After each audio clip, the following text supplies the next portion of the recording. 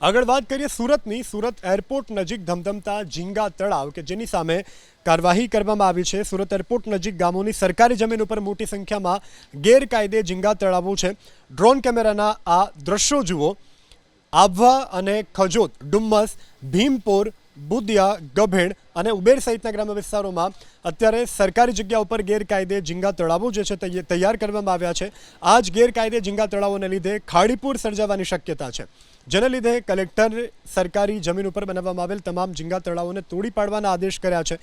ગેરકાયદે ઝીંગા તળાવો તોડી પાડવા માટે આગામી દિવસોમાં ટેન્ડર બહાર પાડી અને કોન્ટ્રાક્ટરને કામગીરી સોંપવામાં આવશે. સુરત એરપોર્ટ નજીક ગામોની સરકારી જમીન ઉપર મોટી સંખ્યામાં ગેરકાયદે ઝીંગા તળાવો છે. ડ્રોન કેમેરાના આ દ્રશ્યો જુઓ.